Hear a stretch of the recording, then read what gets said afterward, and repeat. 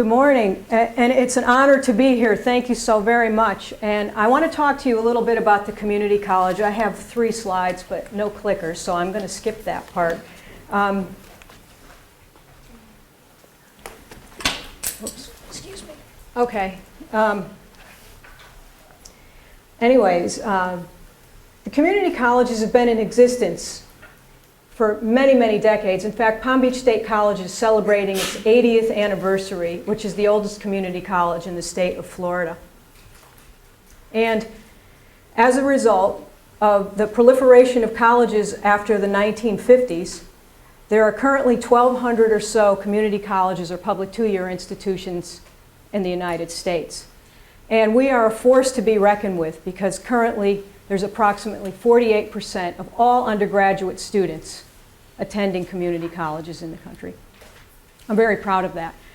And in fact, there are so many students attending colleges these days, it's a topic of conversation in state legislatures throughout the nation because we're experiencing a period of time of change and innovation. And my idea is to try to talk to different communities about how can we make students more successful. 1/3 of all students attending colleges in the country are undecided with their majors. 2 out of every 3 students change their major at least once, and on average, students change their major 3 times. With this many students as undecided and not being committed to majors, we know that about 25% of students going from freshman year to sophomore year do not make it through. We also know that 2/3 of the people that are trying to proceed on just don't make it because of their undecided position and what they are trying to accomplish is just not there.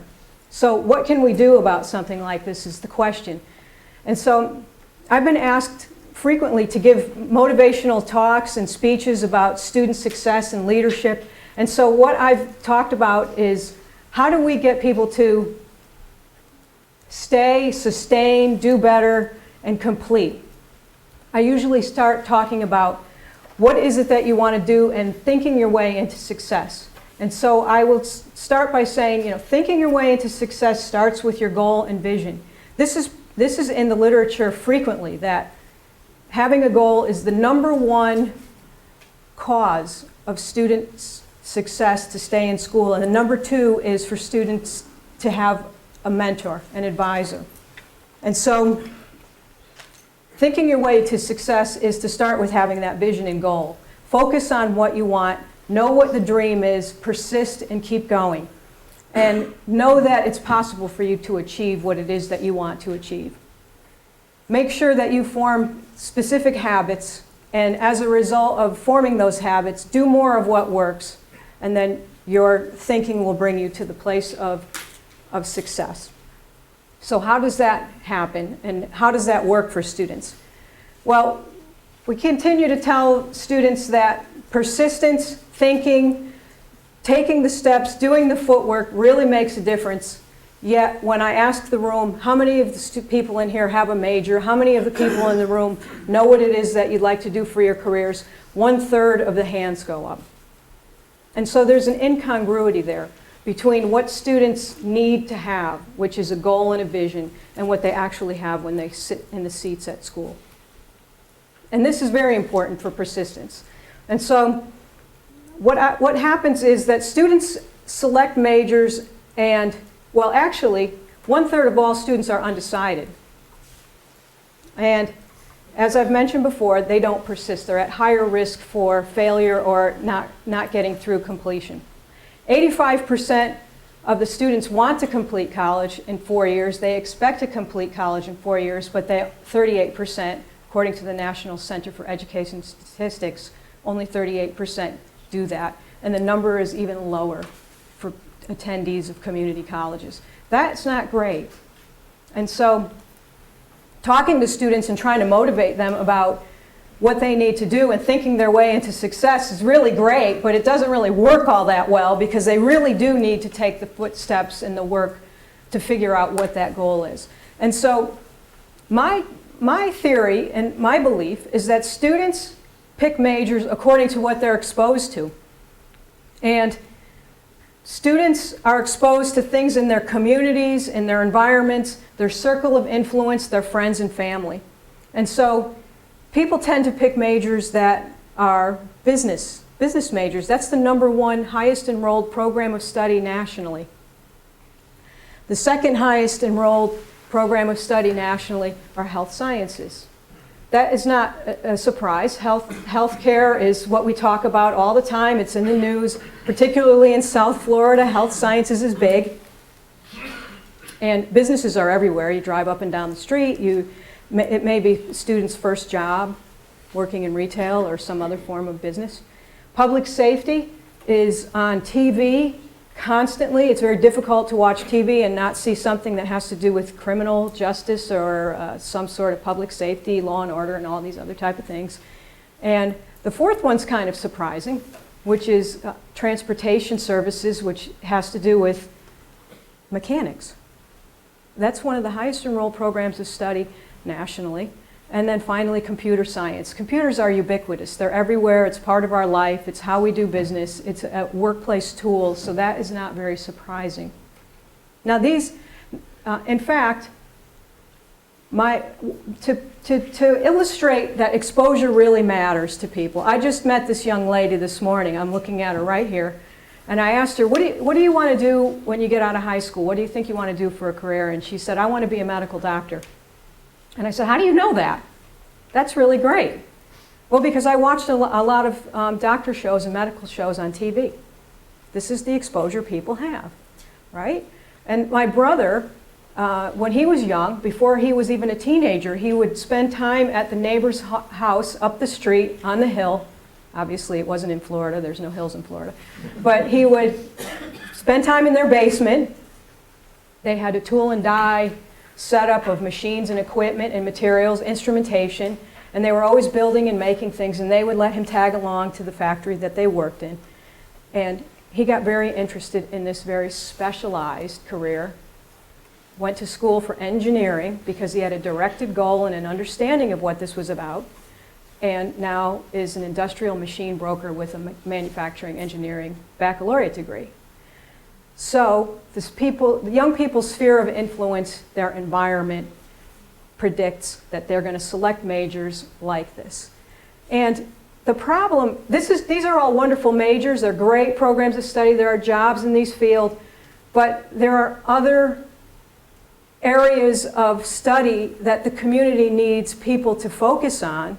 And there are other jobs that we need in our communities. And people need to explore and do a better job of finding out what those are. So colleges have a responsibility, I believe, to make this clearer and to edify young people what it is that they need to study and what is involved in those selections and those choices.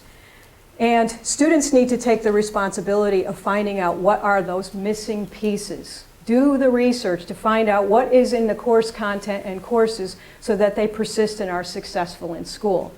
So we do things like create these kinds of majors, nanotechnology, and even though we want to edify, be on the cutting edge, and be involved as colleges and universities in providing the communities with the educational programs they're requesting and need. And that's what our job is, to provide the workforce with the support and students and graduates to persist and proliferate and provide opportunities in the communities. We put out programs of study like astrophysics and bioinformatics. And young people that are 18, 19, 20 years old don't know what those are. And a lot of adults don't know either. And so this is where I think there's a disconnect. And so that is one part of the equation. Although fermentation sciences and craft beer making, I think students do some field research on their own at college. But there are other things they should be looking at and thinking about when they're in school. And so what my proposal is that the colleges need to work with the community partners. We need to be more engaged and immersed in our communities in providing students direct learning opportunities. And so the proposal is to have students take a required career exploration course, which is not a new thing, but in the course they're required to have 4 two-hour visits to different businesses in the community, different workplaces, either industrial organization, nonprofit organization, any kind of business, corporation, workplaces. Go there, explore. They have to have a very specific set of criteria and learning outcomes that they have to achieve. They have to do specific reporting on what it is that they've seen there. But what it is to help students relieve themselves of anxiety and the lack of knowledge about what is going on in the world of work. So what is different about this? First of all, it's not internships and it's not field experiences. It's not field trips, but they're actual learning exposure experiences. Students will, and people in general, everybody, if you walk into a building once, you may have a certain level of anxiety and stress about doing that. But after you do it once, your level of stress and anxiety is reduced. So this is one way to relieve students from the anxiety and stress of not doing these types of things when they're young, when they're 18, 19, 20, and have never walked into a 25-story building looking for a particular office and not having that experience ever. Some of our students never have left the county. They've never done these kinds of things. Yet we're expecting them to be selecting this career opportunity or this career choice for the rest of their lives, or at least for the next 10 years, and pay money to the institutions for doing that. And so this is why it makes sense that people are undecided and yet they're not completing. Because if you don't have passion and connection to what it is that you're seeking, it falls apart. It doesn't stay together. And many of the speakers this morning have said the same things about this. You need to have passion and understanding about what it is you're trying to accomplish. And so here's the proposal. Colleges would set up experiences with people in the community, business members, and vet businesses, corporations, and other folks that want to be a part of this endeavor to allow students to do these 2-hour tours. We would have, as colleges, workplace liaisons and coordinators. We would ask the corporations and businesses to appoint someone that's already existing in the workforce to ask people to be liaisons, community educational liaisons, and tour and learn about and work with the colleges on what it is that we're trying to get students to learn and know through these tours. And then the colleges would administrate the program, keep databases, do all the basic work, provide some level of transportation to students, and make sure that the companies and workplaces are vetted and work with faculty. This is one of the features that makes this kind of an idea somewhat unique.